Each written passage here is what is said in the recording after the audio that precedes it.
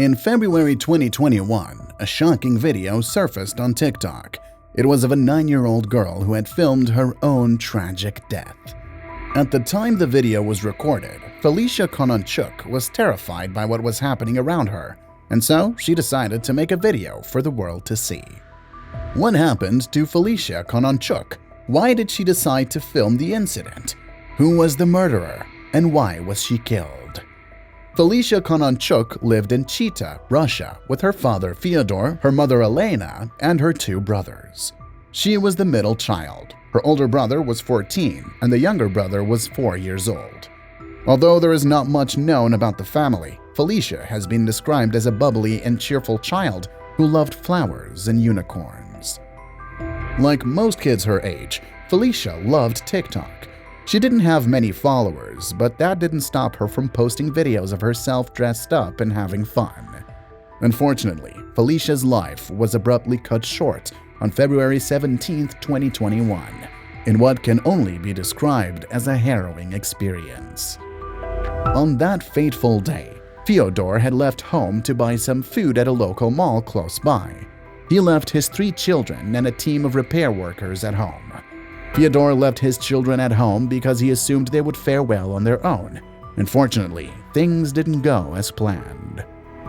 Once he left, the peace in the house was suddenly disrupted by a loud banging noise at the front door. Vasily Dunets, a neighbor who worked at a DIY store, was on the other side of the door. Vasily was popular in the building for his aggression and violent behavior towards others, so this display was not out of character for him. Before Fyodor had left the house, 33-year-old Vasily had come to make a complaint about the noise coming from his apartment. The noise was a result of the activities of repair workers who were renovating the Kononchuk apartment. Vasily's complaints may have been somewhat valid, but he was drunk, and Fyodor refused to entertain his complaints due to his drunken state. Vasily walked away in anger, and at the time, no one could have guessed that the situation would soon spiral out of control. As the repair workers continued their job, Vasily's anger continued to grow. However, he did not return to the apartment until he was sure that Fyodor had left. Knowing that the children had been left alone, Vasily returned to terrorize them. He began banging on the door aggressively and wouldn't stop. He kept at it for 1 whole hour, and in that time, Vasily's persistence began to frighten little Felicia.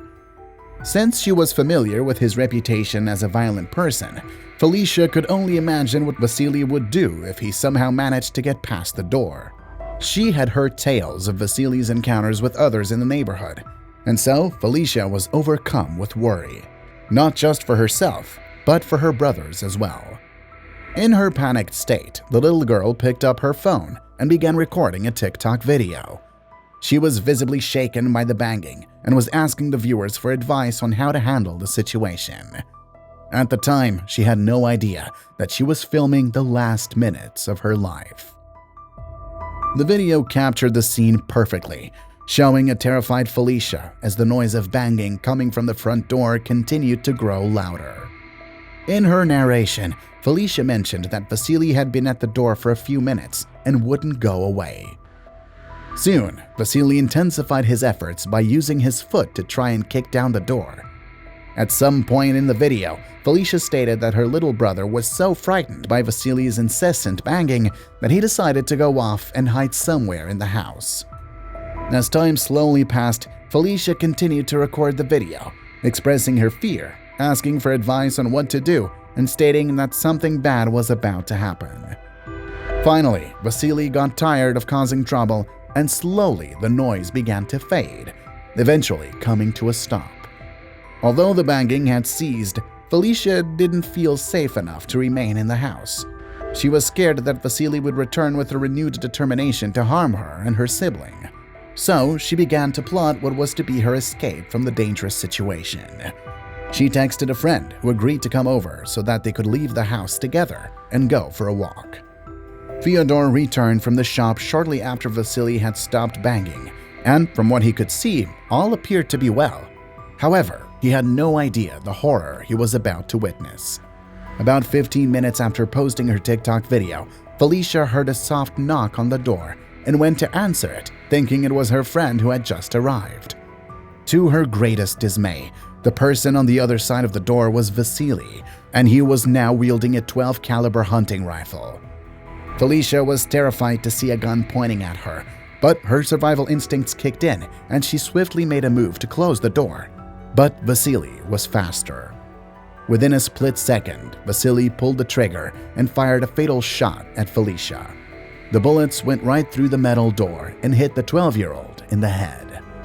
Fyodor immediately ran into the corridor to find his little girl lying on the floor, covered in her own blood. He rushed over to her and looked into her eyes as her life slowly slipped away. With the last of her strength, she managed to say a few words to her father. Felicia's last words were, "Dad, I've been killed." In a bid to save his daughter, Fyodor shouted to her brother and the repair workers to call for an ambulance. Sadly, when the ambulance arrived, Fyodor received the most heartbreaking news. The doctors examined Felicia and announced that she didn't stand a chance of survival. Still hoping against hope, her family decided to take her to the hospital. Sadly, Felicia died in her father's arms on the way there. What started out as a normal day for the Kononchuk family turned into a tragedy. All they had wanted to do was renovate their home and live in peace, but in a matter of hours, their lives had taken a tragic turn. Russian authorities swiftly swung into action to investigate the brutal murder of Felicia Kononchuk. Alexander Bastrykin, the head of the Russian Investigative Committee and a former college classmate of Vladimir Putin, was in charge of the investigation. When authorities arrived at the crime scene, Vasily Dunets was found seated on a nearby staircase. He was immediately arrested by the police after he confessed to the killing. He claimed that he had been angered by the noise from repair works in the Kononchuk apartment.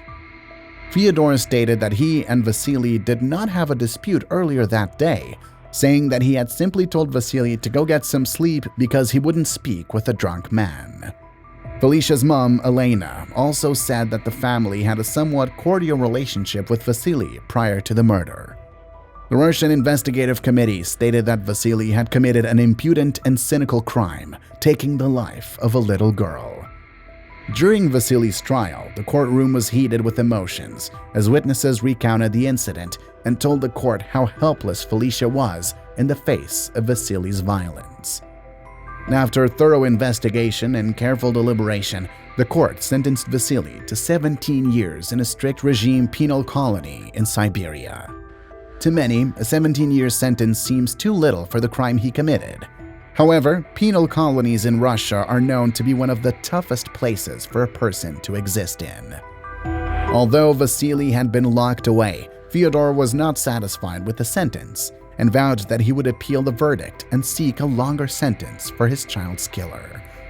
He wanted to make sure that Vasily would have enough time to reflect on his actions and understand the weight of the loss he had caused to the Kononchuk family.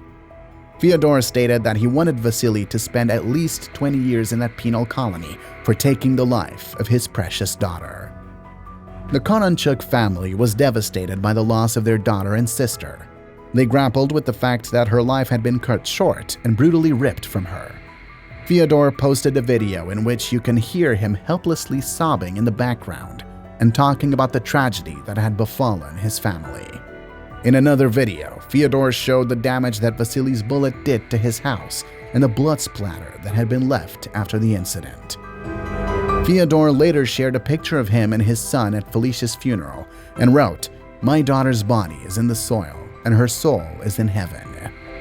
This was a father's last goodbye to his daughter, who had been violently taken away from her family.